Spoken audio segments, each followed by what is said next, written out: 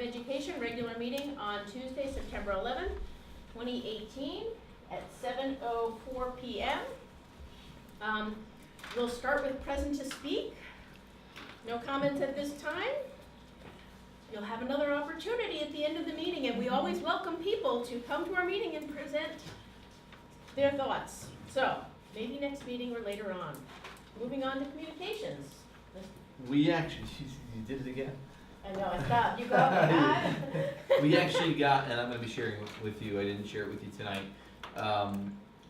We got a letter from a student in the middle school who took the facility study last year, and it was assigned as a project in one of his classes, and he evaluated the facility study. It is one of our students? One of our middle school students, and it is amazing. So I'm going to share it with you. I'm trying to figure out the best way to share it with you. It might be the kickoff to our discussion about the facility study. He wrote in there pros and cons. It was very well done.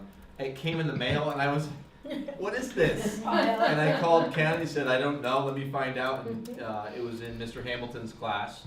The student had done it as part of an assignment that was differentiated. I got to share it with you. So it was the only communication we got, but it was a great one. Did you choose an option? I don't want to share that. Okay. Okay. Just want to make sure we got everything on here. Okay. So, Board of Education Chairman's report. I have three short items to report. One is CCM has a meeting training in Columbia on the evening 3 hours of October the 3rd. If you're interested, see me. If you didn't see it in your email, I will forward it to you. It's free because we are CCM members, but it's about running a meeting. And It's about running meetings? it's about running meetings. And I'm sorry, what is it? It's October 3rd, the night after our board retreat. So it's a Wednesday? So it's a Wednesday night for 3 hours. If you're interested, let me know. But I'm going to go. I think it would be useful. I thought board retreat was the 5th. We will double check in a moment and reconfirm that. I think you're right. I might have it in the wrong date on my calendar. That would not be surprising. The other item is related to the videotaping of meetings. We had talked previously. I had promised to double check, and surprisingly, I was wrong about the advertisements. I get advertisements on everything else I see on YouTube, but for some reason, maybe we're not a big enough market to attract advertising, but when I go online to see the information that's videotaped of our meetings, there were no advertisements. I don't know if that will always be the case, but for now, my concern that I expressed about advertisements being adjacent to those. I also looked up to see whether or not we would be responsible for those, that form of record keeping. So the videos that are taken in a way are kind of like minutes. And because we are not responsible for taking those minutes, that's a private citizen who takes the video and posts them on their own website. We are not responsible for making sure that those are available for FOI.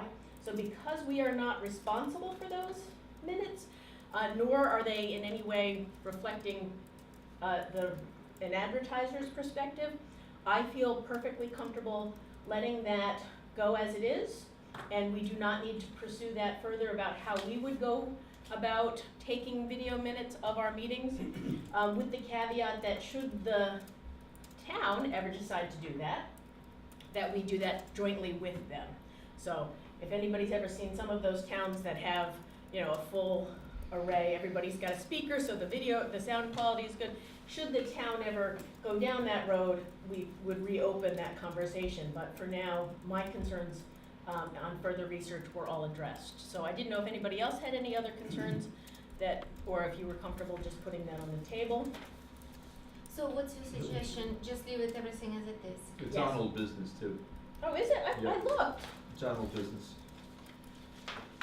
Too late, I finished it already. It's all right. Okay, moving on. So what happens when we move on to a second page when we have so many. Right. Wait, more where's the, information. oh. Okay, we'll come back to that later. So we're gonna discuss that Yes. item, whatever, Yep. Yeah. 9A. And the board retreat is also further on the agenda. It And the is. date here is on the second. And I have it on the second. Does Yeah. everybody have it on the second? Yes. 'Cause that's when it's in my calendar, so. Yeah, it's on the Which day second. of the week is it? Tuesday. The second is a Tuesday.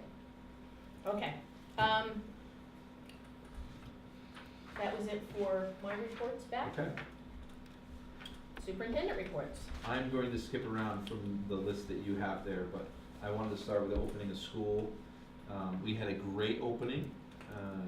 We hosted meet and greets at both buildings. It was extremely hot. But the meet and greets the day before school started were extremely well attended. Despite the heat, we had a couple early dismissals. We're off to a great start. We welcomed 239 students into center school and 190 students into HMS. We have a full staff, which is great. We were able to hire an interim principal, which I shared with you, Mary Beth Moyer.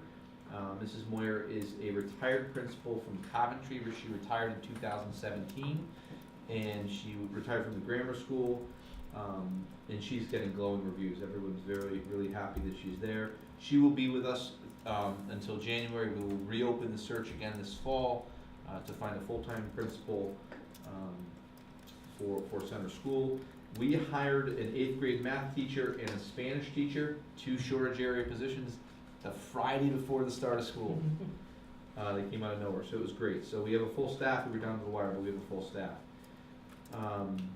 Entry plan follow-up. I just wanted to make sure you've had a chance to look at this. I wanted to ask about if you had any feedback on this for me, any additions. Before I kind of open it up to you, I'd also want to share that I mentioned on here that I wanted to meet with realtors, and I happened to cross paths with Steve, is it Farino? He is I would say a big time realtor in this area, and he and I had a good conversation, and I introduced myself, and I wanted to share with him how do we get the word out about the Willington Public Schools and what we have to offer. Realtors are not allowed to talk about 2 things I learned. One is crime. They can't talk about crime in town, and they're not allowed to promote a school system. Interesting information. So I said, okay, so how do I give the realtors the information? We talked about a flyer, and I have a flyer from Bolton that we got last year when Ken and I visited Bolton, and so we're going to develop a flyer that I can then go out to realtors and hand them the flyer. So when someone asks, tell us about the school system, tell us about Willington Public Schools, they can hand the flyer and we can put our pictures in there. I think it's a great marketing tool, and it's something that is part of my 100-day plan, but it's a little bit faster than I expected. So, any comments, any additions to the 100-day plan that you about data collection and relationships? Well, I share some. You shared yours, yeah. I When appreciate is that. 100 days over? How many? Well, I believe it's 4 months? I believe it's into November, Okay. but I'm gonna do it before then. Okay. My 100 days. Okay. I'll review it in November. So you'll give us an update at that point. Yes, and I'll do a full update for everything that's there, so. Great. All right. The oil tank, this fun continues.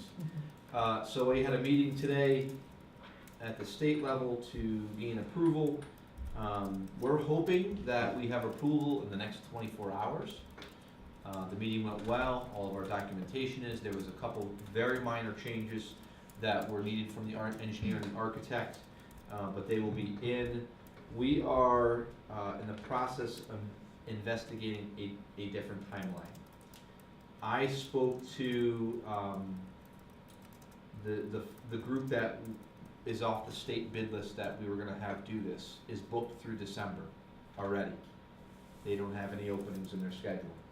And so, to put the oil tank in, we're looking at doing something in April. And so, I was concerned about DEP, or DEEP now, and fines, and I've been assured by this company that as long as we have a plan of action, which we absolutely do, we can show them, I can show them the binder of stuff that we've had apply for the state. We have a plan of action that It would allow us to put the tank in over April vacation. We're looking into that right now because it seems like it would be the best option. It would be after the heating season, and we would not have to pay for a separate tank, a temporary tank. So good options all the way around. So that's the update. I will know hopefully within the next 24 hours that we get that letter from the state, and then we can order the tank, and we'll see how long it takes from there. So just wanted to give you an update on that. EduTrack update, that is the online bill pay system. We have 89 users to date, and as of 9/7, we had 32 payments that have been made. People are using it. We hadn't really advertised a ton. We started advertising now, which is great. I've only received one notification from a parent. I went to the principal. It made its way to me, asking about the convenience fee, and asking basically to have the board cover the cost, and because they had multiple children, and I will be contacting them back to let them know that it's not. When they put $100 on their account, it's not $100 and a $250 charge per student. It's for the total purchase. So if I have 2 children in the school system, if I put $100 on, there's a $250 service charge onto my account. So it's $100 and $250, and then that's a family account now. So I can go and buy lunch too. My wife can go and buy lunch. My kids can use it to buy lunch. It's one account. And is that the same if you put $200 in, it would be $250? Same cover. It's Yeah. a- it's a $250 flat- is it's a a flat flat fee. fee. Yes, $250 is a flat fee. So most But people, for each time you deposit, or? every time For you each deposit. transaction. Yes, and it's only, that $250 is only for food services. When we get into this for field trips, it will be built, the exact cost will be built into the cost of the field trip if they pay for it online. So if it's $20, it will be $20 plus, it's 2.95% plus a quarter. That's how they do that. Unfortunately, the software doesn't allow you to do that when it's this food services payment. So we have a flat fee, and we're gonna monitor it. We're gonna make sure that, it could come down, the amount can come down. We know exactly what our break-even point is, and I've been working with Tish Ignatowicz as the treasurer to make sure we know exactly where we're at, and we met today on it. Could we pay for that out of the food services account? We could, and I'll get to the food services account a balance later, but it's the lowest it's been in 5 years. Oh, I know that we've been spending intentionally because it was too high, but I use caution at this point. If a freezer breaks, Yep. if something happens, you have to buy a new piece of equipment, you need some, That makes sense, sure, some that funds comes for first. that. So is that something we're gonna review again, say mid-year? One- Or No, Or I you think get it's gonna back be from sooner Tish? than that. Okay, We're trying to give it really a month, so that would, and maybe 2. We wanna give time for people to settle in, to Mhm. deposit some money, to look at all the how much money's coming in, what the fees look like, are we too high, are we too low, right. and balance it out. So that was the recommendation for the $250 was given to us by EduTrack to cover the cost, but we're gonna make sure it's not too high. The issue is that it harms people who are living paycheck to paycheck and have to put it in, 4 times a month. Correct. Much more so than somebody who can afford to put $500 in for the whole year in one pop. So it has a disproportionate effect on the families who can least afford it. Correct. So if it were a flat percentage, it would be okay. So if we can come back and reevaluate that and find out what our That's the options plan. are, that would be great. Yeah. Yeah, and we have had people put in $20. We've had people put in $10. Sure. It's just easier for them, I guess, than writing. So that's a high fee. They may not realize that It it's is, it $250 is. for everything. So give people a chance. You So may we'll hear see back how it from- irons out. You may hear back from parents more once they realize. I that it have works. heard though that it's a nice option. I know I need to pay my bill, I can do it right now. Yeah. So 89 users set up is great. Yeah. Right, the retreat is October 2nd, 5 to 8 p.m. at HMS. In the library? In the library. I'm gonna be using feedback that you've given me. I've met with almost everyone now. From our one-to-one meetings, I'm gonna be working on an agenda for that evening.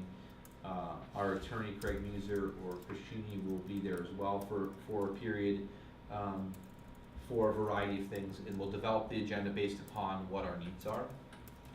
And I've been asking you to rank order some things in the survey of what your knowledge base is. I'm using that to give to him to say, hey, can you give us some training on these things? And then the second part of the evening will be some goal setting and long-term planning for us. Will we get an agenda ahead of time? Oh, absolutely, yes. I think that's it. Okay, Everything on your list? yep, that's everything. Moving on to the financial report.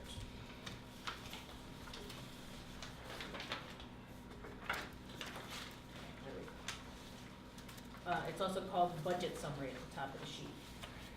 Right, that's not the, yes, that's it. That is Okay. correct. So I took this, being a newbie, and compared this because I wanted to know what 17-18 looked like compared to 18-19. Mhm. And the 18-19 or 17-18 report that I was given was from October 5th, and it was at 18.1%. We're a little bit lower than that right now. Most of the things are in line. You're gonna see that a lot of money out of special education just hasn't been encumbered yet. It's such a huge line item. It moves quickly, but for the most part, this is what you see in here is very accurate. The monies that have been encumbered at this point, match what our goals have been in preparing for the start of school. There's some money that's in operations and maintenance, a little bit more in there right now from salary, but for the most part, everything is moving right along. I don't have any concerns at this point, and I say that from the standpoint of, I have many conversations with Donna and say, should I have any concerns at this point, do we look like we should be? There was, on the attachments that we received for the special education line, there was, a number that I was wondering about. For the outplacement, there was nothing encumbered. Is that something that, it was much lower than what we had in the budget?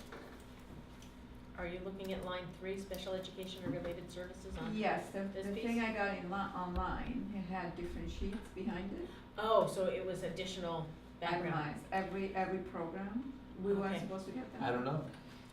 I did not notice that there were multiple tabs, so I There didn't see was, that, and we don't have them with us. There was a summary, and there were tabs attached for each Yep. program 1, 2, 3, and for Okay. number 3, it was the information on, And so there's a lot of money still in outplacement, is that what you're asking? right, there It's was just nothing because encumbered, when- just because. When we get billed, Okay. it depends on when we get billed, and honestly, some of those bills come late, Okay. we have to push for some of those bills.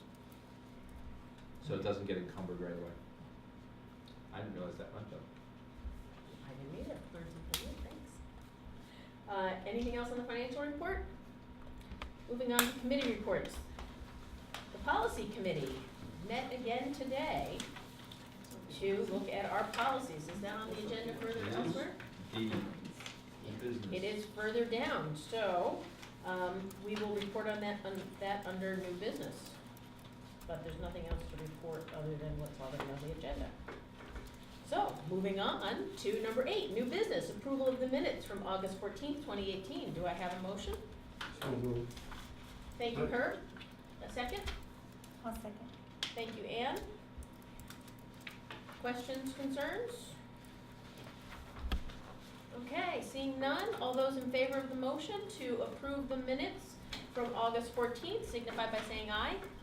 Aye. Opposed? Abstentions? Tracy abstains, thank you. Oh, and Steph, thank you, Steph. So the motion passes. Moving on to B, discussion of HMS clubs. And there is an attachment, number 2, in your packet. So Elena asked, if we could bring this up for discussion. I just want to give some background information of what kind of is in place right now, because there are some things in place, and I have some feedback from Ken as well. Last year, Hall School offered 15 clubs during the school day. And they chose from clubs such as journalism, makerspace, robotics, drama, photography, and those are part of the STEAM block, science, technology, engineering, arts, and music. That is the paper that you're looking at right there that students get to choose from. I think it's important for you to know that out of that block, they have that block every single day of the week. If a student does band, they have band 2 times a week, and then they pick 3 of those. If a student does band and chorus, 2 are band, 2 are chorus, and then they pick 1 of those. If they don't do band or chorus, they pick 5 separate ones. So that's a pretty good offering. Is there anything else that they might bump out of that block for remediation or anything? Not for STEAM, no, Okay. not that I know So all kids would get 5 periods a week of of. Correct. an option, whether it's, okay. Right, and they try and do it, based upon student Mhm. interest, and that can vary. Mhm. The other clubs that are offered are the after-school clubs, and those we provide transportation for. And those are listed here somewhere? Those Or these are all are, mixed together?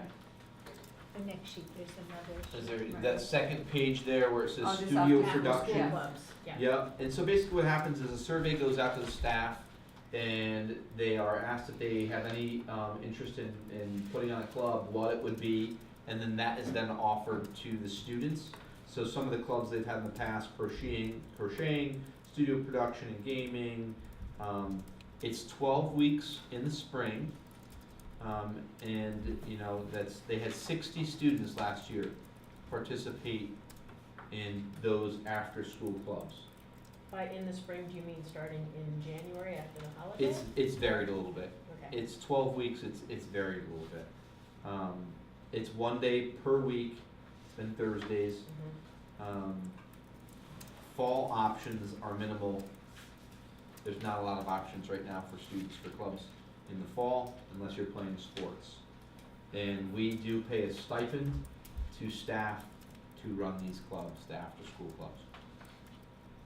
But not during the day. Not during the day, correct. So all these clubs, they take place in spring? Or some are currently taking These are place- year-round. These are all year-round. Okay. These clubs right here Ah, are only in the spring, and only these vary. in- Uh-huh. Yeah, those vary. Those other ones are after school. Right. All of the other ones are during the school day. Okay. Thank you, it's nice to see such So, a variety. My question, if we know somebody, what's our procedure to open up the clubs? If we have some professional, for example, I know one lady who is who is a paleontologist with all kinds of degrees. She could make a serious impact on children's educational development. I wonder, maybe somebody else knows, somebody like outstanding person who can really put impact into children's life. Do we have a procedure somehow to introduce that club, maybe make it, after school day club, So, and see if somebody will Right. be interested? so traditionally, the principal or the superintendent handles those types of introductions. So someone would say, oh, here's somebody you might consider, or they would meet with them. But there's has to be certain rules and regulations required, especially because they're meeting 12 times. There are state mandates that they have to be fingerprinted and pass certain background checks. So it's more complicated than just an introduction to the person in place. Is there anything that says that we cannot have someone who's a school staff person? Just that they have to meet those state requirements? Right. So when we can't find a coach for any of our sports, it then opens up. And we, sometimes we'll hire people from the outside, but they still have to go through a coaching certification class. They have to have the permit. They have to have first aid and CPR. To run a club, it's a volunteer in the building, and if you have a regular volunteer in the building, that person should be fingerprinted and have a background check. That's really our requirement. To be honest with you, it hinders sometimes what we can bring in for volunteers, and it's something that I would love to find a way to compromise. It's not about the compromising the student safety, because that's number one. But I think, to your point, there are a lot of people, and this is about having community engagement in this district, and finding professionals that exist in this district that we can bring people in to run great things for students, and finding creative ways to do that. Wonderful.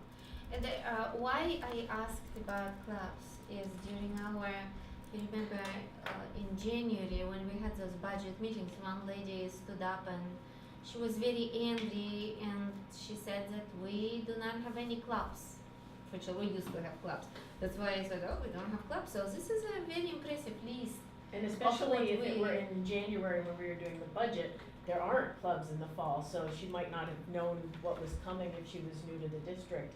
But the fact that we don't offer clubs other than sports in the fall practically at all, and this is even so a limited amount in Right. terms of the fact that it's once a week.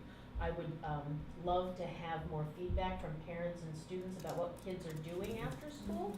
If they're all, going to to a local soccer club on Mondays and Tuesdays, maybe clubs could be Wednesdays, Thursdays. So finding out both the timing and the what kids are doing, and I'd be happy to help with that. And I was wondering if we have like list of these clubs online on our Board of Education or somewhere at school site. Maybe somebody just maybe they're scattered everywhere around and not in one place.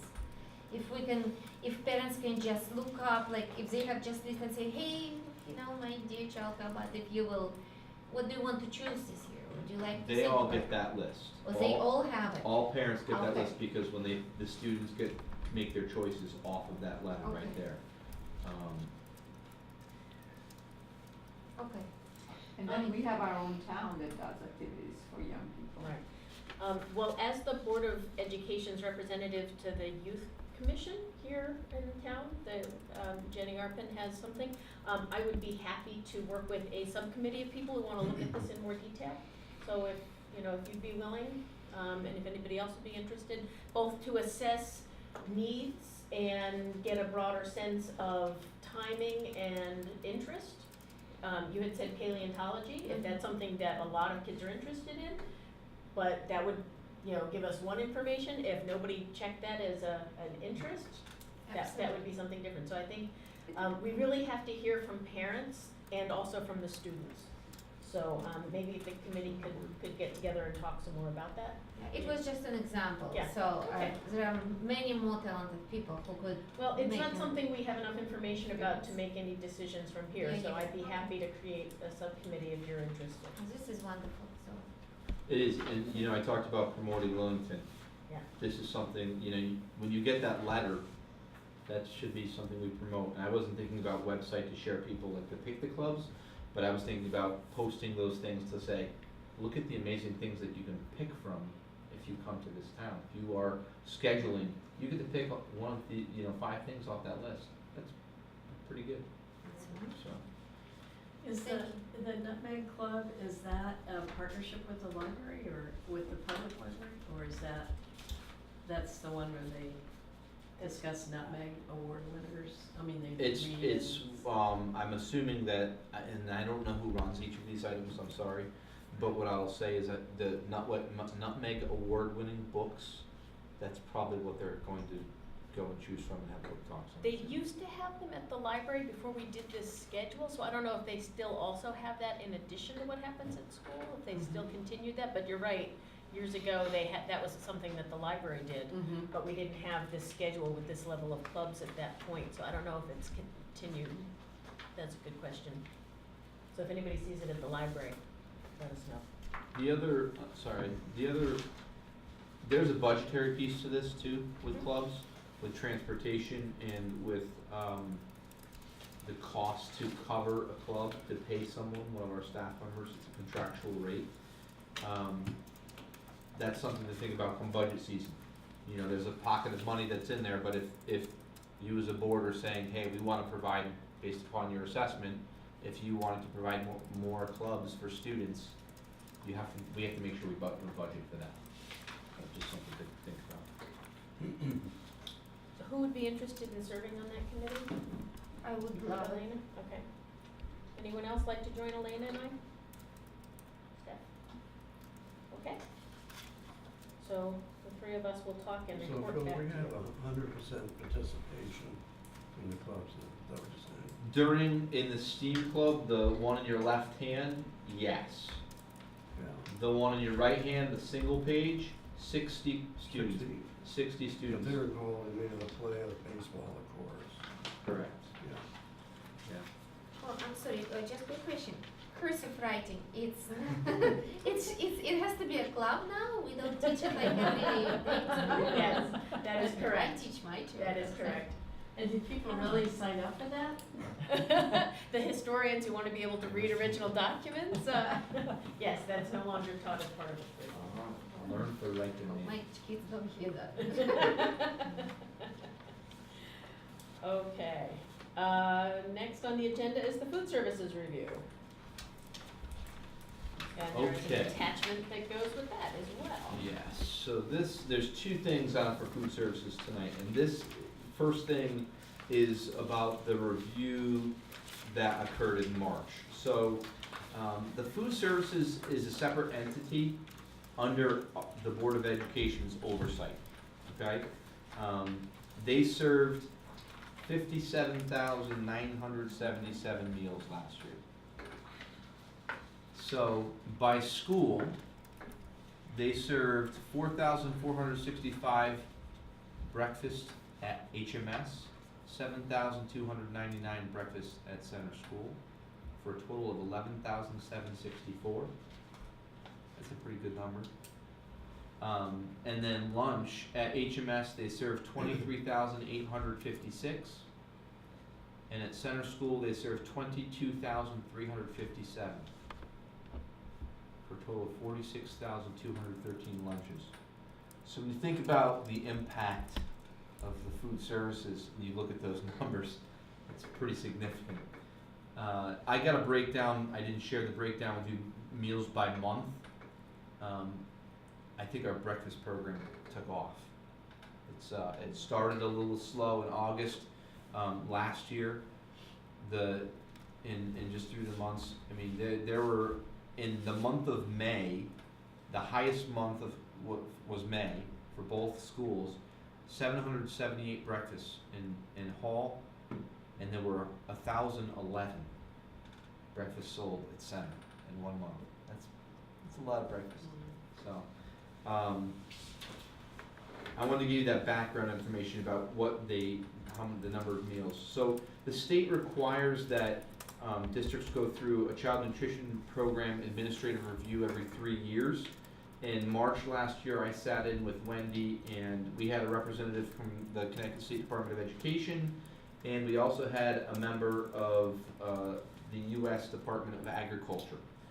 And they come in and they do an audit of the food service program. And so, give you that. I apologize. That's my copy. And so, basically, this, the audit is an accountability system and it's designed to ensure specific criteria is met. And it takes a tremendous amount of work to gather the information that's requested. And they review professional standards, reporting and record keeping, school breakfast and the summer food service program, resource management, on-site monitoring, and they have an on-site review of meal components and quantities. So this is a significant undertaking for our food services director. And without giving you the nitty-gritty of the report, I wanted to highlight some of their recommendations for corrective action, and then their highlights. And I just handed you the highlight. The feedback that was in there really, I mean, professional, cooperative, provided a welcoming environment. Cashier did an excellent job identifying reimbursable lunches, great rapport with children. Those are things we want to hear. Excellent documentation. When you hear other things on the news and you see something like this, this is what our expectations are for our food services. Here are the the corrective action things, and they were minimal. One was district is not charging enough for student lunch and adult lunch. We knew that. The Board of Ed has taken a stance on that over the last few years. We just added some money to the cost, and it's come up some. It's still not to the state what they're recommending, but you've stood firm on that, and we can at least apply for a waiver next year because of that. They have asked that we promote summer food service program, and basically what they meant by that was add a link to your website at the end of the school year, so people can see that if students qualify, then they can get summer meals. Simple thing, student that wanted lactate milk, it wasn't directly available to them, they had to ask for it, and Wendy just had it off to the side. And so they just said, put it in the crates with everything else as a choice, and it's not a big deal, so now it's in the crates. And the last thing was the tuna and chicken salad had cheese in it, and it was not listed on the recipe. Please give us a new recipe. Those are the things that really, minor. You know, when they say the food service director's on track with training requirements, and, you know, documentation is accurate, there's a lot that goes into this report, and so a significant undertaking, and I'm simplifying it here for you, but I thought this one page write-up and is what I was handed that day. It says it all. It says what, you know, they don't write these things, she said, on all of their reviews.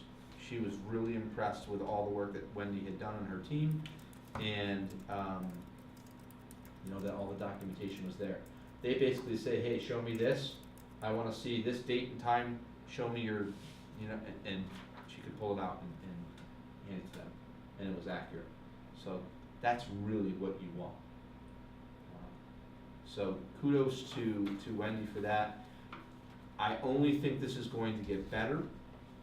The reason I say that is one of the things that Wordware, which is the food service program that's connected to EduTrack.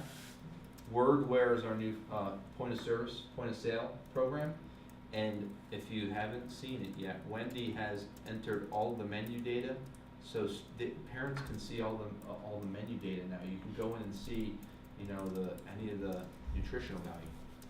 So it's more information for parents, and so she's jumped on that, and it's just another example of how well they're doing food services. So she'll get that again in 3 years. It's not a very exciting time for her. It's a little stressful, especially when you have a rep from the USDA as a surprise that sits in. They did great. How many days a year does Wendy work? She doesn't have, and I'm gonna show you later on, did that get emailed to you? It did. It doesn't have a number of days that she works. She works the school year with students, and then what it takes to wrap up, what it takes to start the year. She does some things that has to, you know, roll over for summer. She submits a timesheet. So it might be similar to Mansfield. Mansfield says 193 Right. days, so it's probably something similar. And so I'll get to that section. I'll go through that when I get to, where is it on here? Old business. Right. Financial review, area director's salaries. But it surely is connected. Thank you for that good news. That is a tricky program that many districts get wrong because it's so complicated. So it's nice to hear that we're doing well. Okay, next is the update from the policy committee on the first reading of the series 6,000 policies under instruction. Now, you know we've been working through these policies for a number of months. We had presented them as a first read earlier this year. The committee met and discussed today in greater detail the discussion about school-sponsored field trips. And again, we have made some significant changes to those sections. The question would be, if then this would count as the first reading, or if we have to, do we count this entire packet as the first reading? Because this is really the first reading part two, after the revisions from the last round. This is, because we made so many changes last time, that we Yeah. considered this the first reading today. Right, but then we're gonna make, Because we made we're gonna changes. make more changes to this. There were a couple of issues that the committee needs to meet on in greater detail, before we move to the next section. So, if we consider this the first reading, and, let you know that Ann, myself, and Elena are on the policy committee. If you have any suggestions or questions or edits, if you would give them either to Mr. Stevens or one of the three of us for consideration. We will probably take more than 1 month to finish these edits to come back for the final reading. Does that sound fair? Ann? Okay, so you've gotten the packet. Read it in your leisure time and let us know if you have thoughts. In particular, I would like you to look at the field trip section, the class size section, homework, were the areas that I think, Oh, but the homework is not here, right? homework is on here. It's not. There is a, it was, 6154. Not highlighted. oh, you know what, it's not highlighted, it's not in this packet because it was revised in with the the initial. in the initial packet. Right.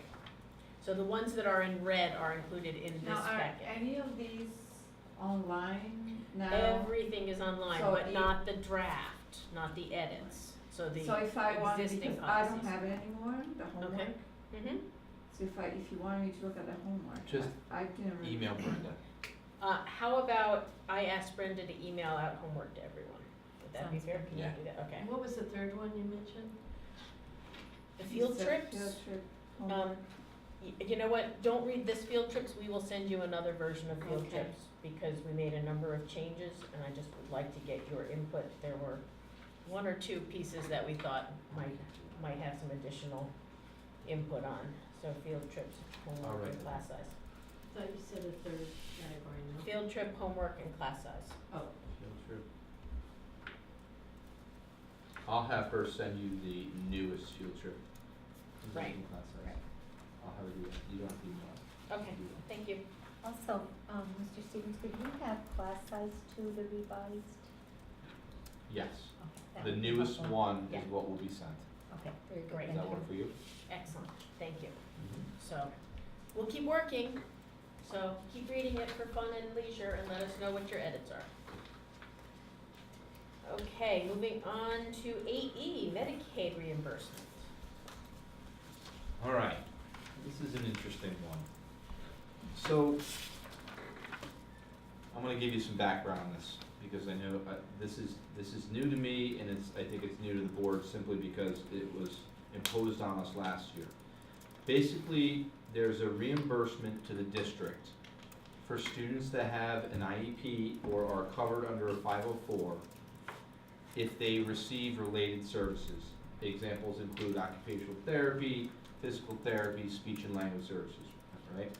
So if parents provide consent, the district can recoup some of that money per student, but it depends on the amount of hours that student receives for services, okay?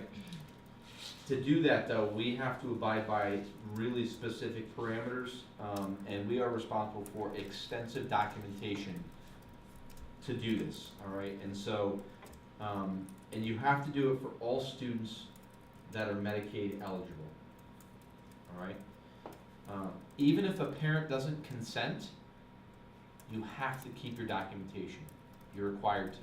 You might not get any money for that student for the services, but you still have to keep your documentation. We were required, last year, they required all districts to participate, and this is where we hired CompuClaim, and CompuClaim basically said, you know, we'll do it for quote unquote free. Basically what happens is any money that we get back from Medicaid, we would get 25% back. Of that 25%, CompuClaim gets 11%. So if for every $100, CompuClaim gets $2.75, we get $22.25. Okay. However, here's the twist.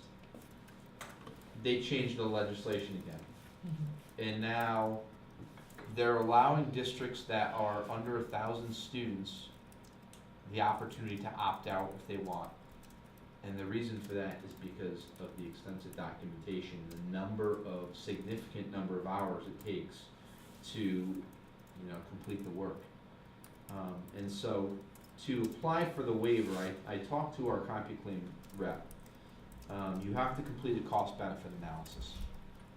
And to do that, you're basically determining if the program's worthwhile. You're comparing the numbers of the hours that you're paying your employees versus how much money you're bringing back in from the program.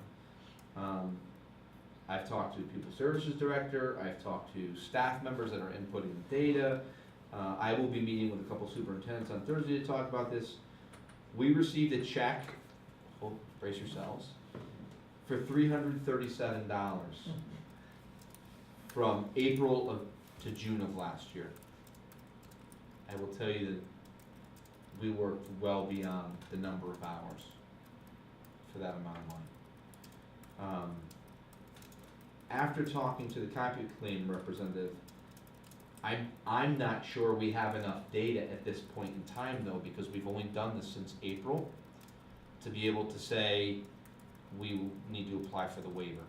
I don't need because the waiver is brand new and they're doing it based upon the number of students that are eligible, not the number of students that you have consent from, two different things. I don't know if we would be approved or not.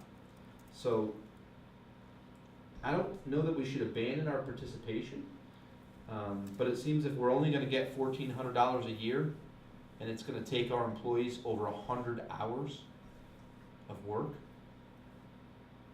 minimum of 100 hours to get that, we have to determine if it's worthwhile. And I say that especially, not all of the people that are putting in work, there's probably 9 or 10 people that are putting in hours on this. Some are 2 or 3 hours a month, not much. Donna does about 20 hours towards the end of the school year because she has to do a lot of reporting on it. The people that I'm probably most concerned about here in this, and this is what weighs on me, is that 5 of our 9 are service providers to kids. So, and are they having to input data to get some money back? Even if it's a short period of time, if they're inputting data, they, for 25 minutes a week, is that 25 minutes that they could be spending with a student? So, I'm looking for your feedback on this. I don't know if there's a threshold that we have to look at.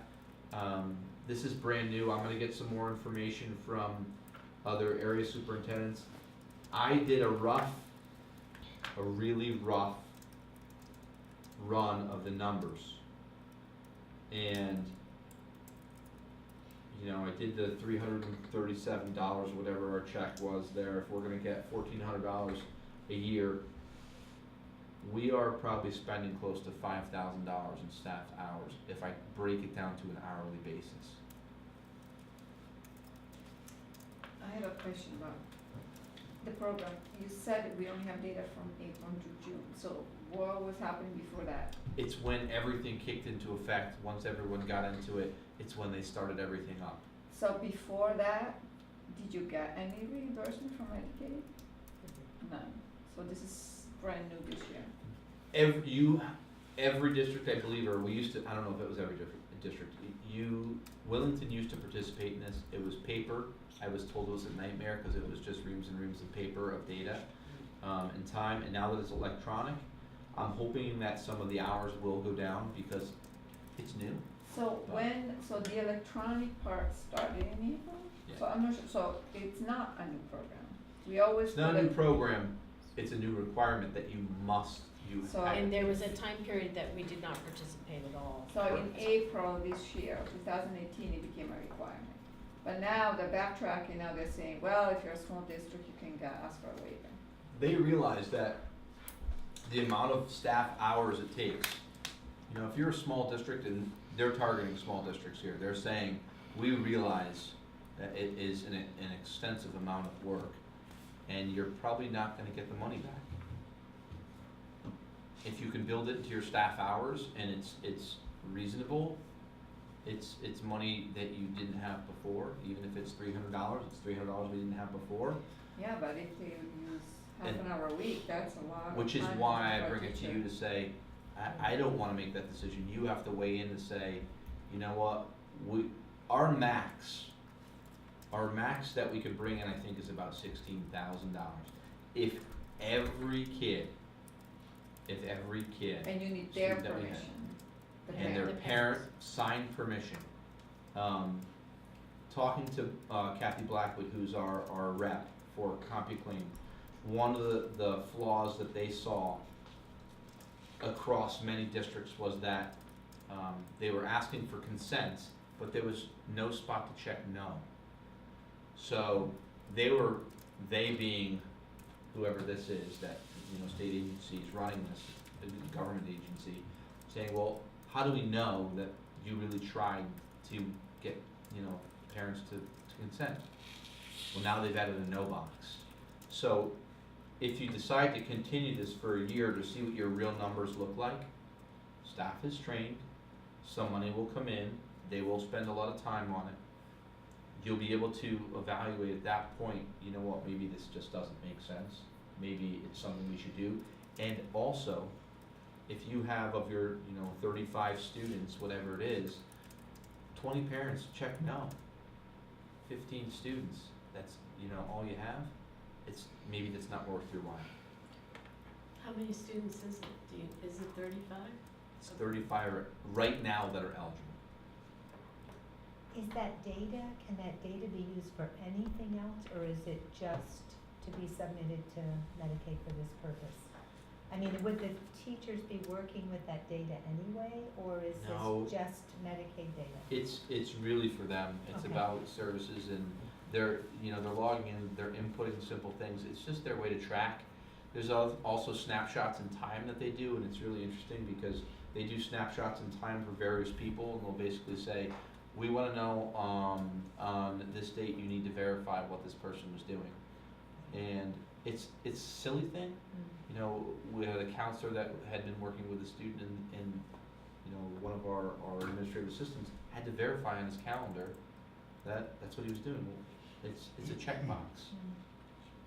It's interesting. So there's money coming in from it. It's not a lot of money. I know it's a lot of work. I don't think it's good use of our staff though. If there could be, you know, another person, an assistant or a secretary that could do, if we did decide to pursue it, I just don't think it's a good use of our staff. How onerous do we think the request for the waiver process will be? Is this simple, such as you write a letter describing the cost? You have to show the Benefit or- cost Yeah, analysis. right, but is it a letter or is it a 20-page form that we have to fill out to ask for the waiver? It's not terrible, but they're doing it based upon the number of students that you have that are eligible, not the number of consents. So, But in either case, we're well below the average number of students with a small district. correct. I don't think that, I would suspect that we would be eligible for a waiver if the process is up and running and they're ready to make a decision. They may be collecting waiver forms, they may not give decisions out until February when they've had a chance to look through it. So there's nothing that, All right. if the form is not onerous, you know, 2 or 3 pages, I would submit it now and see what kind of a response we get back. That would be my take. Others, you guys didn't have a I chance. just had a question about, what are the reasons that parents would say no? Is there a list that's shared, is it public record then, or? No, I think it scares people away a little bit because you're billing their insurance. It doesn't impact their insurance at all because it's through Husky Insurance. And so basically what happens is, you know, when they hear, how's that gonna, what's it gonna affect? It's gonna affect my insurance. Does that mean I can't go to the doctor? What changes? They're anxious about that. And so, rightfully so.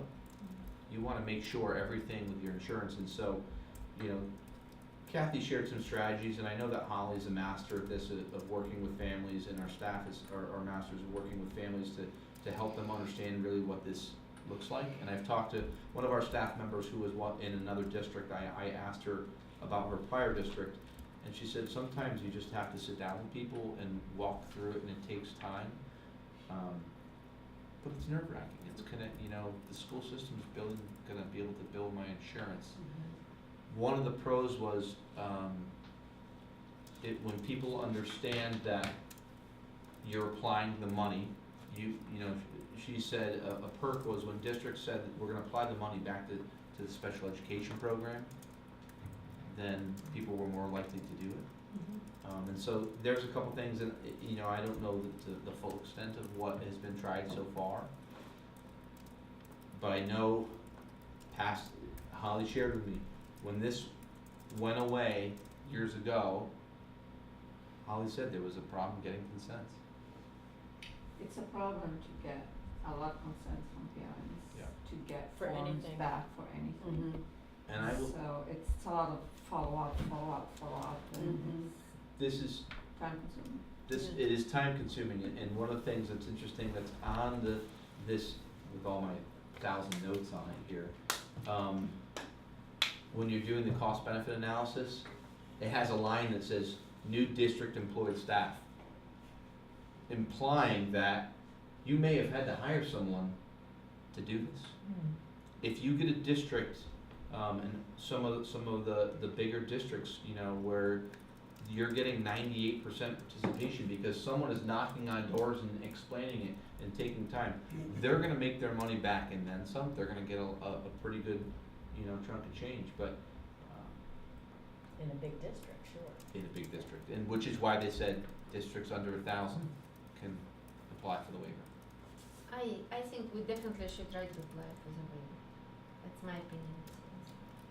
Tracy, Kurt, any thoughts? Yeah, it seems like a lot of work for very little payback. So, Do you wanna see another quarter? Do you wanna do it now? I mean, there's no, the thing that's on here, and this waiver just came out, so it's brand new. It asks for October 1, student data, so they wanna know the number of students. No one knows, because it's a brand new waiver, if you have to wait till October 1. It's really interesting. I'll follow your lead here. You tell me if you want me to wait on it and see what another quarter looks like, another quarter to see what money comes in, or if it's just, you know what, the amount of work, it's just excessive. You know, what we could do is apply for the waiver and go ahead and do the next quarter. It may be the next quarter till we hear about the waiver. it could be And another then- year till we hear about the Right. waiver. Who knows when the waiver will be approved or if it'll be approved. So I think that we should continue to, you know, operate as if it won't be approved because We have that's a to. possibility. Yeah. And then we can apply for the waiver. And if it turns out that, you know, we made, you know, $1,500 the next quarter, we can always continue. There's nothing, just because we apply for the waiver, I think that the sooner we can get in. As long as you keep entering your data, they'll keep you going. And the waiver process could be kind of a first in, first process. So especially since it's new, it doesn't hurt. If it's only a couple of pages, I would go ahead and send it in as soon as you can. If you need to wait until October 1st, then that's fine too. Okay. And we'll have more information as time goes on. All right. You can always cancel out anyways. Yeah. The other thing So- is, we could maybe document the number of hours that staff are using to submit. It's in the system. It's part of it, It's already yeah. in the, It's okay. part of the law, and that's how I can tell how long, you know, how much they're using. You can see the time gaps. Entered one student at 2:41, next student 2:46. Yeah. What system do they use? Is it a separate system from It's- your IEPs and It's all? totally separate, Totally. yeah. Is a maximum amount be $1,400 in a year? Or is that just an estimate? That's based upon if we continue, we got, based upon the $337. Yeah, So okay. I'm looking at that saying, you know what, if that's what we continue to get, we're gonna be around $1,400. We could be higher, we could be lower, it depends on, people can pull their consent at any time. You know, is this $100, is that per quarter or? For the year. Year. And it varies by person, Herb. So, like Donna, all of Donna's hours are at the end of the year.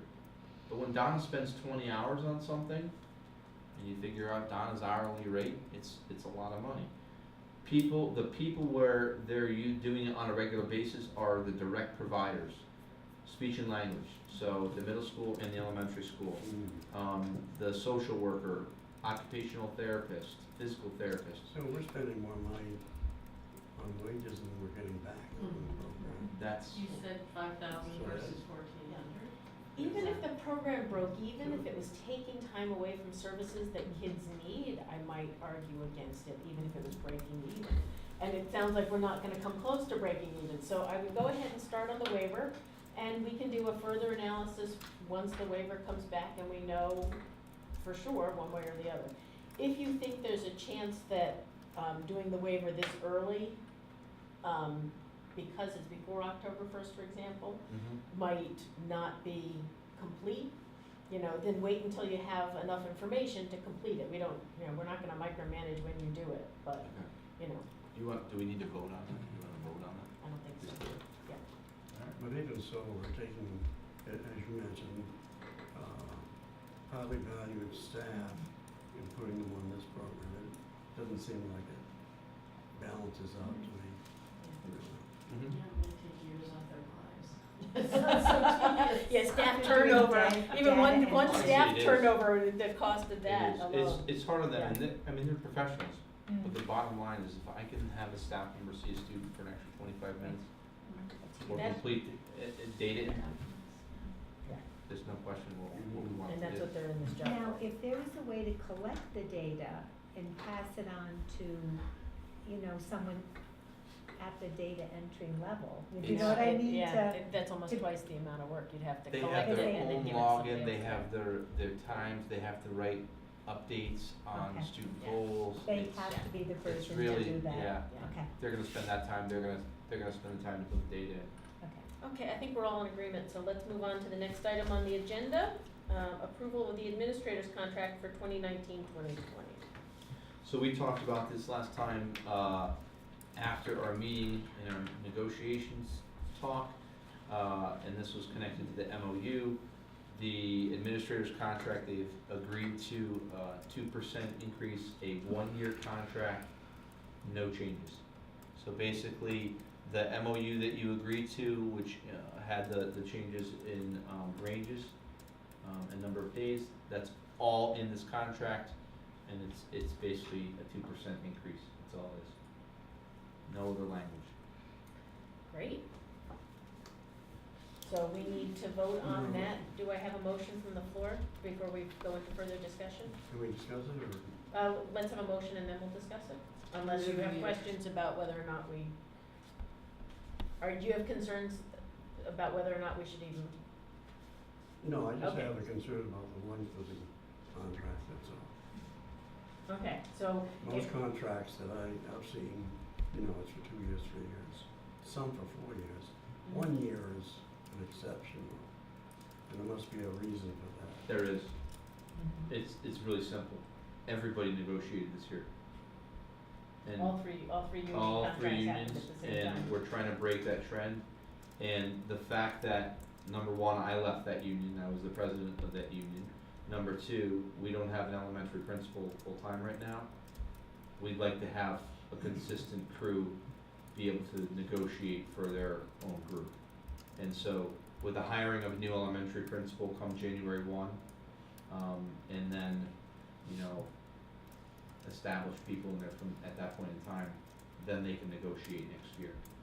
So, and it's really, this didn't cost us anything from the standpoint of, we're not paying an attorney for, you know, significant hours of negotiations. You know, It's a pretty straightforward deal. and then go to mediation. Correct, correct. So So can I make a motion? You may.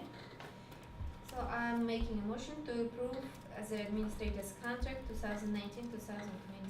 Thank you, Elena. Is there a second? Oh, okay. I saw Tracy's hand first, so we'll go with Tracy for the second. Thank you. Other additional questions or conversation about the contract? Nope, we got that done first. Okay, so, Well, see, one thing, okay. Phil mentioned is, the third administrator or the new administrator. We have a salary for that person, right, a range, Correct, so yes. the 2%, is that included in that They, analysis? they would get that in 19 and 20 because the contract starts July 1, 2019. Next year. Correct. Okay, seeing no further discussion, all those in favor of the motion to approve the administrator's contract for 2019-2020 signify by saying aye. Okay, any nays? Abstentions? Passes unanimously. Moving on to old business, which I totally jumped ahead to, and I apologize, I did not flip the page over, we have so much to do, we are on to the second side of the agenda. The recording of the Board of Education minutes. Take it away. So, a couple of items.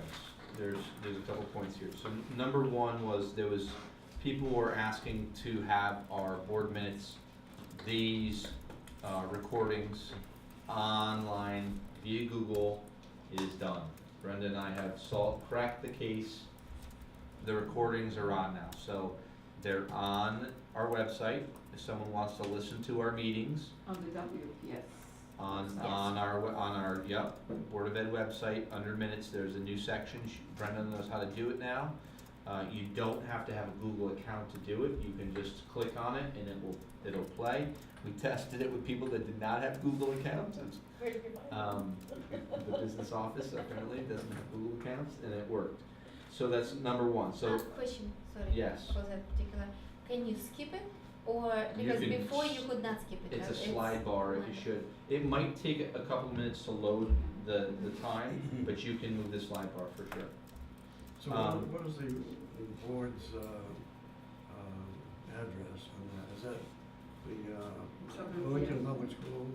So there are two websites. One is the town website, and the Yeah. other is the Willington Public Schools website. So although the town website references the fact that they have schools in town, anything having to do with this or this board is all on the Willington Public Schools. The only thing related to this board are our elections, and that's handled by the town clerk's office, that's on the town website. But all of our business is on the Willington Public Schools website, not the town one. There's not a good link. Don't try and go there to find us or to get here. Working on that. That's next. So Well, that- I just noticed when I was preparing for the meeting, I was trying to find minutes and stuff, you know, it advertises it on the town site, agendas and minutes. There's no minutes in there. You guys know this. I know. haven't connected Right. to them yet. But it would be Right. kinda cool if there was just a little link to our recorded. Now meeting. that ours are up on our website, we can ask the town to just put a link to our website, which is where it should go. It's our responsibility to maintain that website, so. Yeah.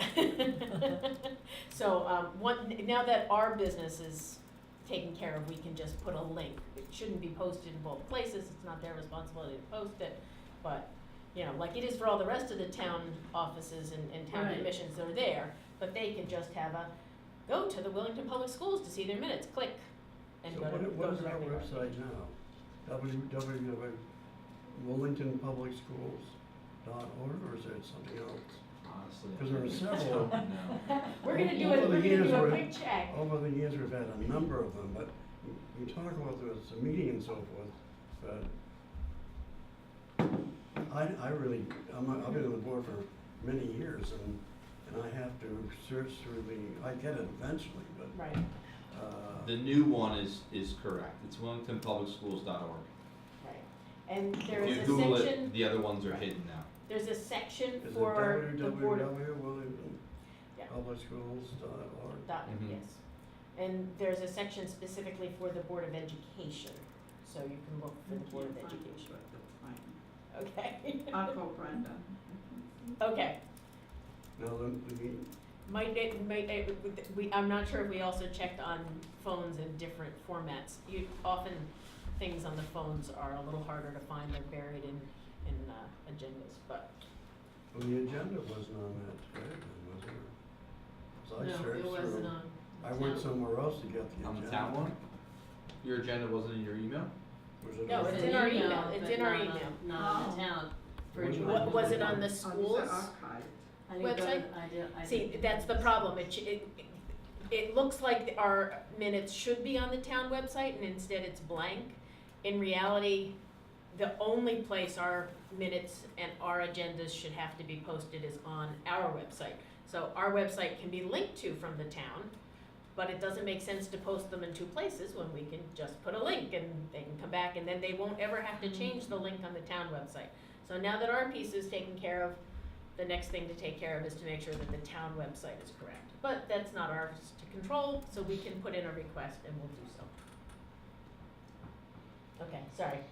Moving on to more about the video, I'm just, your tip. I was Okay, gonna is that- play minutes, but I won't. So we could Is that do a what little, you're- like a Are we feedback talking and hold about up the the video? video of the Or- video. I'm gonna get to that No, now. no, Or we're audio talking about recording. the- Two things, Okay. so that was the first one, so the That first was- one was the audio Audio. recording only.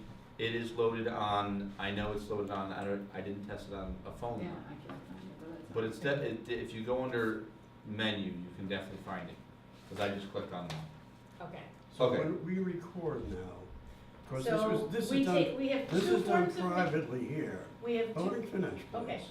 This is done privately here. This is, we're doing this recording right yes, here. What correct. happens to that? This, I never see that. And so, I wouldn't even know where to go on the internet, and I'm on the internet a lot, mhm. where to go for it. So that we're really not getting information on this. But the other thing is this a permanent record or not? Yes, No, and it isn't. it's, it's, It's a permanent it's a record for, I think, for 6 months or 3 months or whatever. And then you have to turn it over and make a hard copy of some kind out of it. It's not and is that a permanent record or are the minutes that we approve the record? so, I'm really in I a think quandary when it comes to that. I am attending the CCM, meeting training in less than a month. I will ask that question from the experts in the room, which include a number of lawyers, about the question about permanency, because I was using that with a small p, not in the legal sense of permanent, but you are correct that we have two places where we as the Board of Education are keeping our notes. We have the written minutes, which are official and we approve. We have the audio tape Yeah, that but we're if recording. approving minutes Everything that's here, done, If we're everything, approving those minutes, and these are our minutes also, and they have to be, so that's the we have to question. keep that for 6 months anyway, I know that. Mhm. But, what are we approving? Are we approving the recorded minutes or the minutes of The our written secretary? The written minutes. But And what happens to these after 6 months? I will They're not ask, destroyed, you can't destroy it. I No, will it's ask that maintained question. longer. And- It's not and- even a tape, Which it's one, the digital. tapes? You're asking about the tape, tapes? yeah. It's not a tape, it's all digital. Well, So, digital or whatever it is. We can save Recording. those for years and years and years on Google, unlimited storage.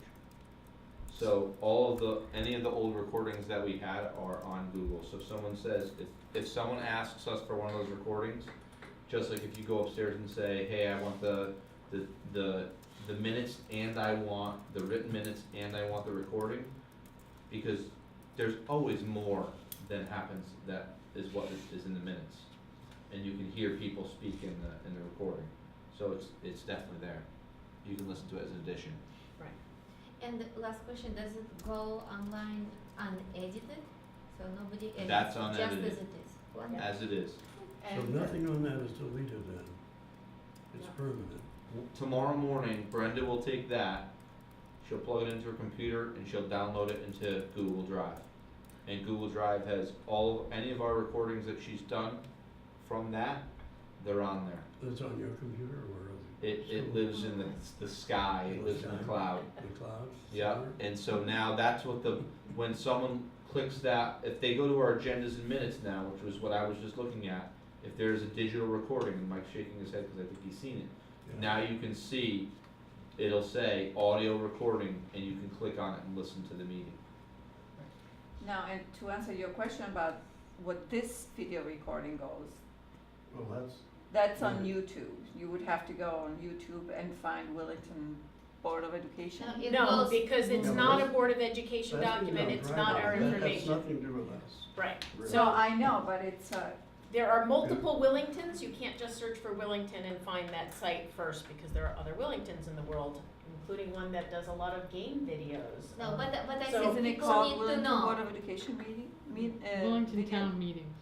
Willington Town meetings. The thing I don't understand is when we approve the minutes, are we approving the material of the recording as well? It is my understanding that no, we are not. We are approving only what is written in the minutes that we are approving. Those are the minutes, and this is a recording of the entire meeting. It's not a summary that needs approval. But I will ask that question when I am at my training, and I will ask the question about permanency And and records retention. recording is optional on the part of the board.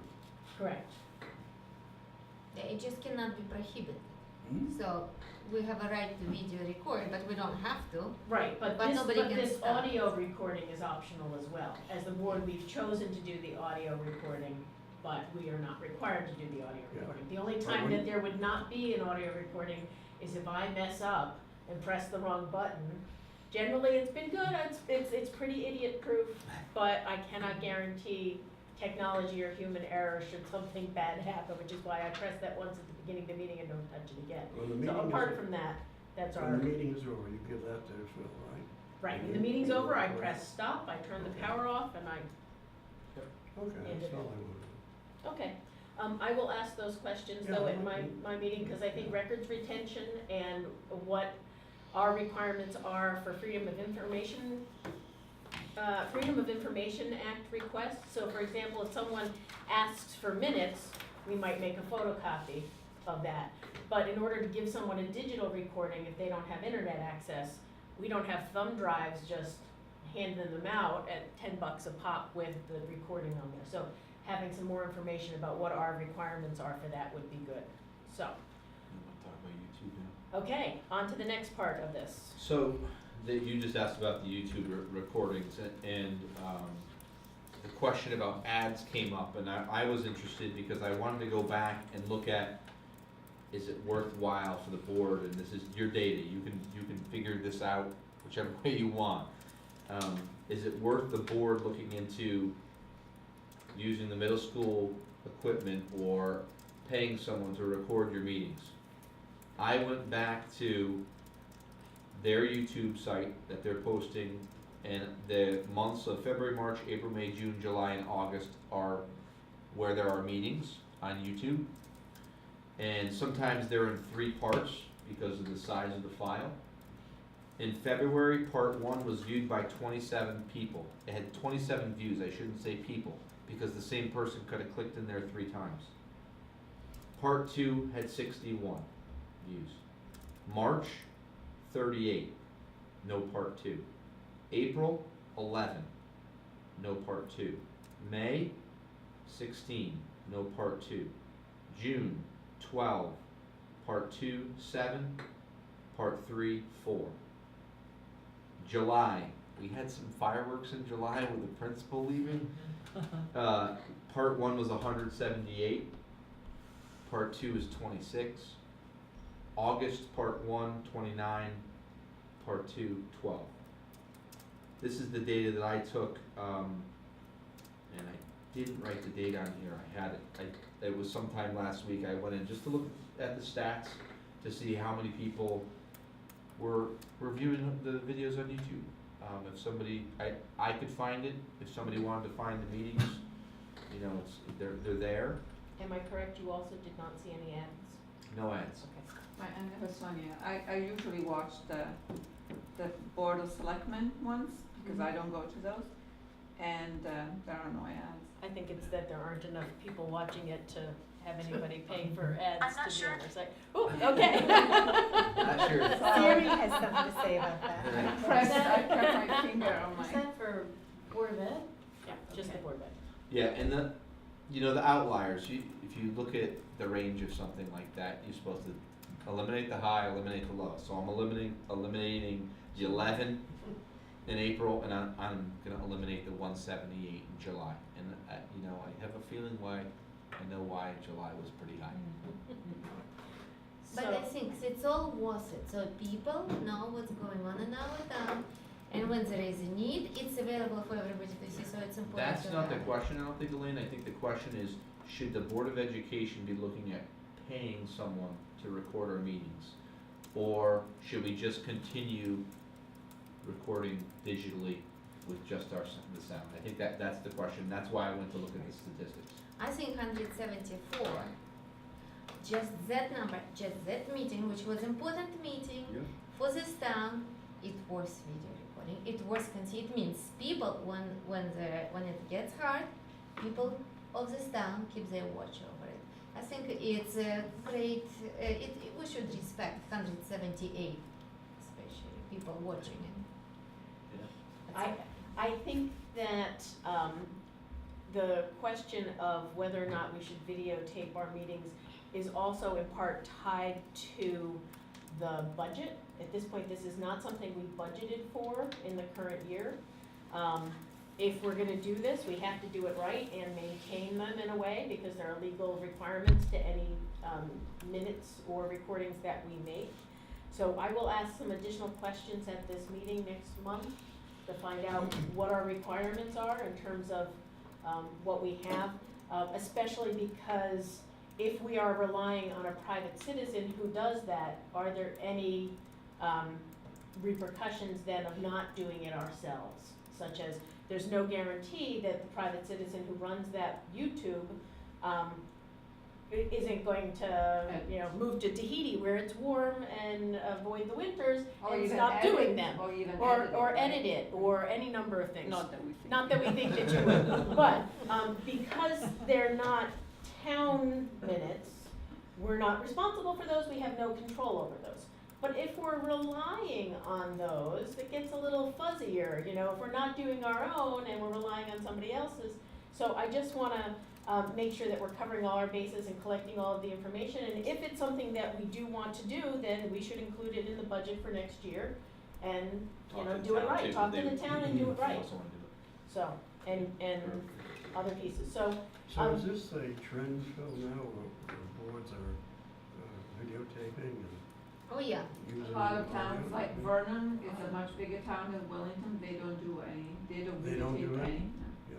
They used to, years ago, they had actually a person from the town that worked, but the new Yeah. superintendent that started, I don't know, in the last EO 4 years, they have Smith, not done When I was on EO Smith, well, we did it for a while, but, They don't Officially, now. officially They they don't do it now. don't do it. Hmm? Officially they don't do it, but there are many meetings are video recorded, like you are watching Board of Finance or Board of Selectmen meetings. Not in this town. Yeah, in this No, I'm town. talking about other towns. Right, other towns, he was asking about other towns, no, the answer is not They every probably town. cut it because of budget. Right, yeah. But many towns do it, many towns. And you have a digital recording. It's interesting that in other bodies, that's something that's been on the chopping block, like CTN, complete coverage of legislative hearings and stuff is gone or, severely reduced, so. okay. It's data. So we have some information, we will do a little bit more information, we will come back and discuss this again one more time, at least, I'm sure as part of the budget discussions. So if there are questions that come up that you think weren't answered today, let me know. Okay, old business B, the food service financial review. Okay, you get a copy of this, Yes. beautiful. So I called numerous towns, and I will tell you that everybody does something different. You're gonna see in here estimated hourly, and the reason you say estimated hourly is because some people have no idea what their employees make hourly, because they pay them a salary. I had to ask for the number of hours per week and figure it out. So you see that Mansfield 193 workdays, I use that as a ballpark number for others to figure out if they did not give me the information. So I didn't want you to say, where'd you get the hourly from, is that exact? I did some math here to figure some of these things out. So Ashford,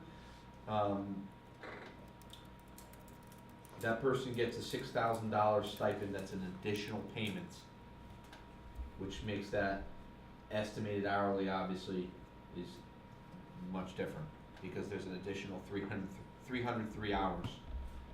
Mansfield has 4 buildings, 4 schools. I'm sure there's more employees. That person is making double what the person is making in Ashford. You see Stafford's in there, 5 schools, 40 hours a week, making 51. And then Woodstock, 2 schools, and they said 30 plus hours. They basically allow that person to flex depending on the need. But it's a minimum of 30 plus hours, and she's a 10-month position. I think all these positions are 10 months. But that they wanted to make sure I knew that. And then you go to Willington, having 2 schools, and it's about 7 hours a day, 35 hours a week. She's been the director since August 2008. I believe that a 4% of raise of where she was last year would bring her closer to these groups. She would still absolutely be the lowest of the group. There is money in the food services account. The balance that's in there right now, She's not the lowest though. Ashford is the lowest. she Because is the Or the I have lowest. nothing against it. No, I'm she just is the very- lowest, and the They- reason why is The because stipend. 6,000. that $6,000 stipend, she's part of a union, so Okay. she gets 6,000 on top of her salary, So she makes So- 36,000. right? Okay. And that's why I say, some of these are quirky, that person's in a union, it's very, very, unique. Some of these are standalones. I thought that was really unique, that the person was in a union, because it's usually a separate entity. The end of the year fund balance for the food services is about $19,000. It was in 15-16, it was 34, 16-17 it was 23, and 17-18 is about 19. It's basically come down, depending on paying for equipment, staffing, things like that, repairs. That's really the difference. Cost of food, that's the differences.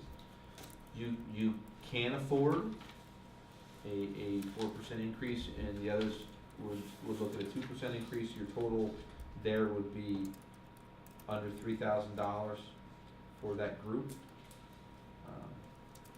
So can I ask Over the you, cost of, over the space of the year, not $3,000. Correct. Okay. Correct. so how many hours a day Wendy works? Like what's the She's- average? She's, if there's no, she's gotta get approval for additional hours, so she works 7 hours a day. If there's a report to do, she's gonna get the report done and write 8 on her timesheet, and I sign her timesheet. So I always know when there's extra things. When I ask her to put on a breakfast for convocation, she puts in a timesheet for it. Those are additional things, and that's why it's an estimated salary. It's not gonna go up a ton or down a ton, but it's, you're planning on 7 hours a day for the school year.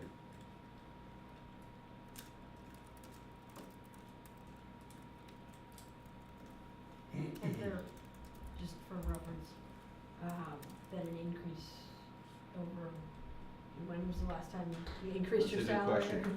So I guess past practice is that, the food service department would get the same increase as whatever everybody else was really negotiating. And so if the groups, the average was 3%, they would get 3%. The average this past year was 2%. I think the people that are working with Wendy are probably, the pay scale is a more level playing field in what's compared to other districts. When you look at the food service director, there's a significant difference. And just as a point of, I had a conversation off the record, just in an orthodontist about the fact that, food services people, our 10-month employees, they don't have an opportunity to go work in a summer camp or, you know, that 10 months and then those 2 months worth nothing. That's right. So it's just as a point of reference that I think that they deserve that increase as well as anybody else.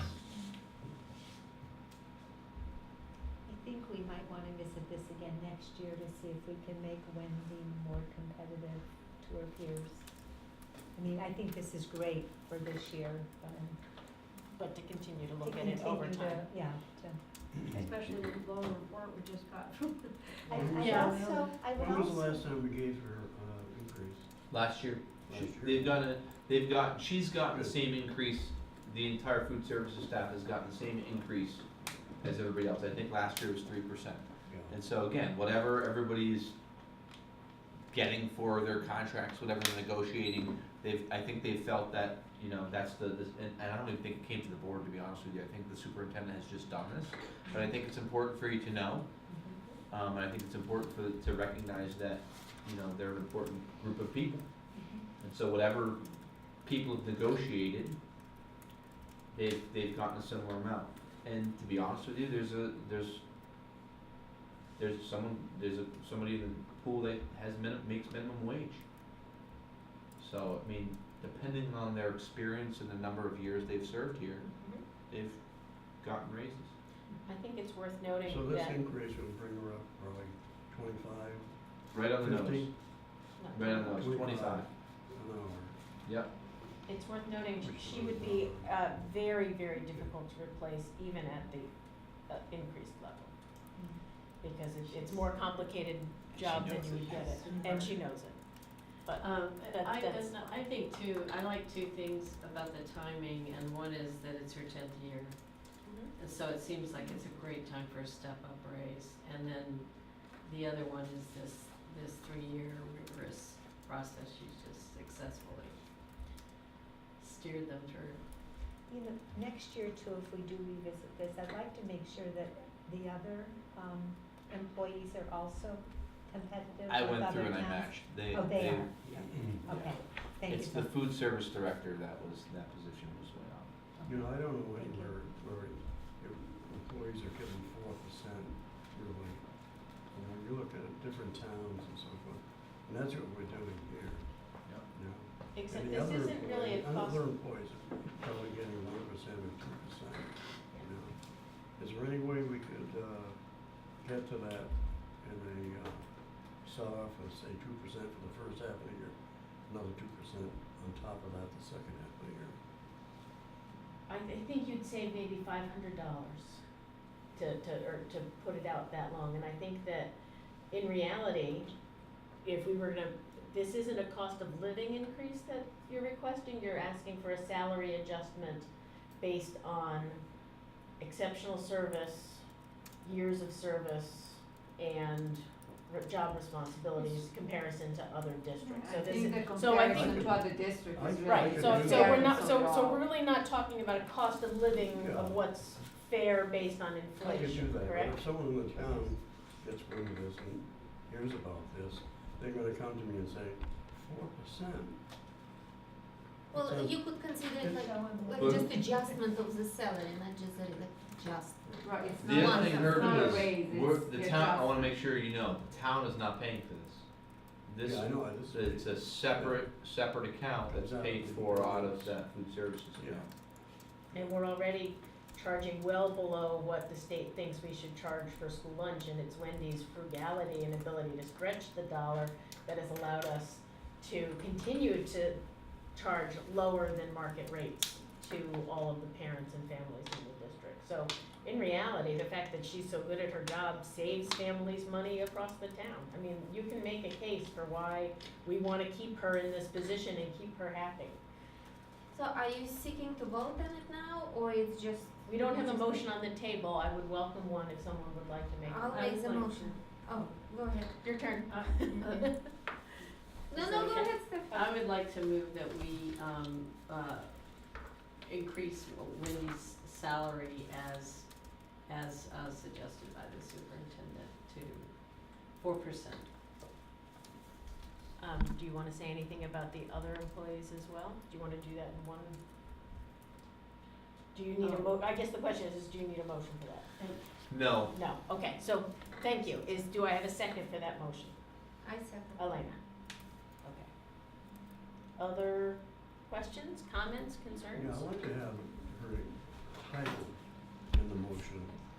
Okay, food service director. so So would you amend your, Yes, friendly- I'd love to. okay, The food service director. okay, it has been amended It's a as friendly motion. friendly motion. And also, is it like one-time increase we are talking now? We are voting for one-time increase, not like every year? Yes, one-time Okay. increase. Any future increases would have to have the same exact conversation in that way.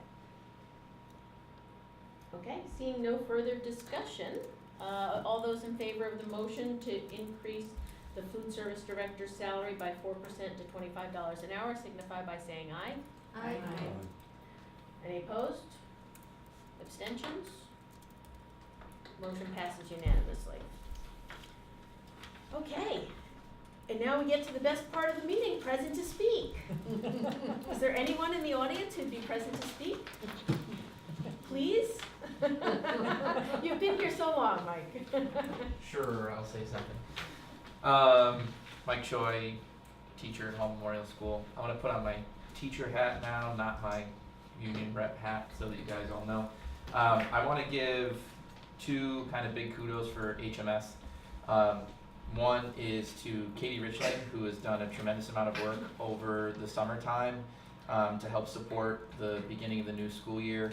I know you guys approved a schedule last year that Mr. Craig put out. It's been tweaked and modified this year to include some different things and to balance out schedules and whatnot. And Katie basically single-handedly did that, as well as kind of taking on a lot of work around professional development when Ms. Hennessy stepped away from that position. So Katie's been kind of instrumental over the summertime in helping get the school up and running, especially with all the new staff. She helped planning the new staff orientation. So I think the board should hear that, because sometimes teachers' work outside of the classroom doesn't really get recognized. And then also a big kudos to Ken for a great opening to the school year, Mr. Craig for a great opening the school year. We think HMS this year has been the best opening we've had in recent memory. So it's been great. And to the facilities people, because they've done a lot of work in HMS. We have a whole new entryway. The lower entryway is all redone. It used to be kind of a little bit of a hazard, but it's been completely renovated, so it's nice. Yeah, that's it. Thank you. Okay, board comments. Okay, does anybody remember where I started last month? Which side? Okay. I think we moved seats. Oh, yeah, there you go. You're confusing me again. Herb, let's start with you, and we'll go around this way. Okay, I want to thank the superintendent for his report on the food service and also on the clubs, the listing of clubs and so forth. He's done a tremendous amount of work putting this meeting together and the agenda together. Also, I went to the opening day orientation for staff, and it was kind of exciting. It was everyone seemed very enthused and ready to go, and superintendent gave a fine introductory speech, very inspiring. I appreciate that fact. And I guess as far as I know, everything's going smoothly in this case. So. Elena? I have no comment. Tracy? Just thank you to all the administration staff for a good opening, especially with the extreme heat. Everybody's managed to make it through, it seems. Maybe a few people passing out, but We'll be passed out.